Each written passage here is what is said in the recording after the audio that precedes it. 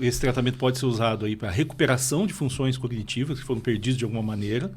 Pode ser também para o desenvolvimento de alguma função e também para bem-estar, relaxamento e tudo mais, né?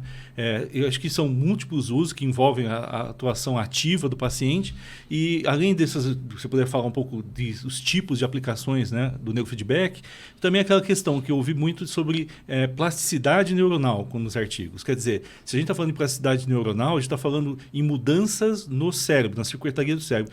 Podem ser definitivas essa mudança que o neurofeedback traz? Sim, podem ser definitivas porque nós estamos lidando diretamente com as ondas cerebrais. Então, podem sim ser definitivas. Quando o aparelho acusa algo, ou déficit, né, ou excesso, digamos que é um curto-circuito que são regiões que deveriam estar trabalhando juntas e não estão.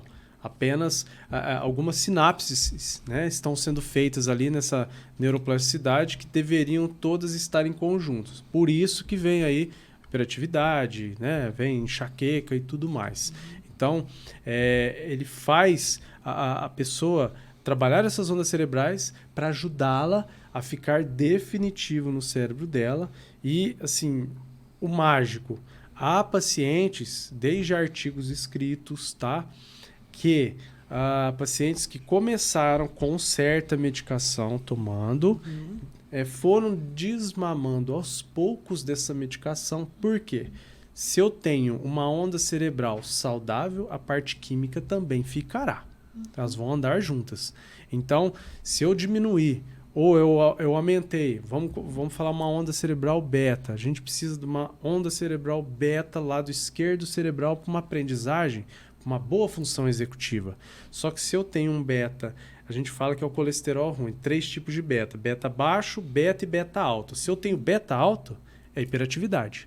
É impulsividade. É um cérebro TDAH, por exemplo. Déficit de atenção e hiperatividade.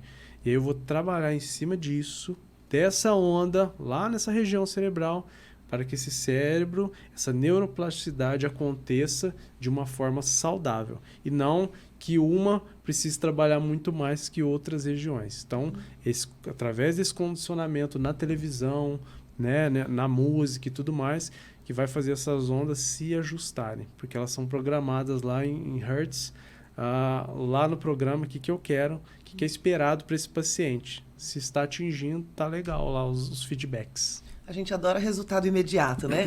Uma sessão, já beleza, já sai um cérebro ativado, chocante? Não. Como funciona essa intervenção? Essa intervenção, primeiro é feito um mapeamento, né, que nós já dissemos, depois o plano interventivo é de 30 a 60 sessões. Vamos colocar aí. O paciente faz 2 vezes por semana. Então, como que seria essas 2 vezes por semana? Hoje eu trabalhei região frontal, amanhã eu vou trabalhar temporal. Por quê? Porque eu trabalhei essa região, trabalho essa, eu volto na outra, então nós vamos fazendo essas 30 sessões intercalando. Parece academia, né? Parece academia. Faz braço, amanhã faz braço de novo, depois faz braço e a perna. Por que é interessante? Olha, vocês tocaram nesse assunto que é muito interessante. Os músculos, a gente não pode trabalhar... se nós trabalhamos na academia peito, a gente não vai trabalhar peito amanhã, tá? A gente vai dar um intervalo. O cérebro é a mesma coisa. Se nós trabalhamos região frontal hoje, nós vamos para outra região na próxima sessão. Por quê? Nós vamos ativar uma musculatura cerebral para que esse cérebro vai ficando saudável e aconteçam as conectividades dessas ondas cerebrais. Então não adianta nada eu ficar 10 sessões ali só na região frontal e as outras. Não vai me ajudar. Então eu preciso ir chegando. Qual que é o meu foco? Nossa, o que tá... Eu vou entrar dentro do incêndio.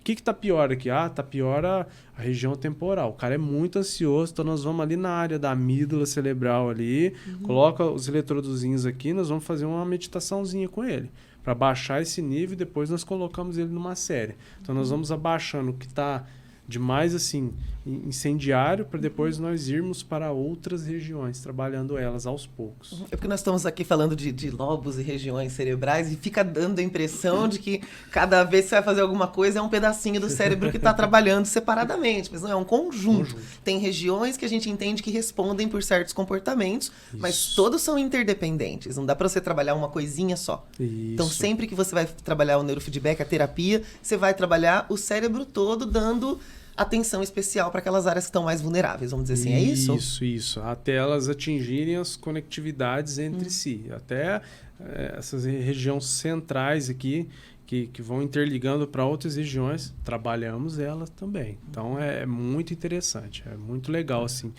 acontecendo essa conectividade.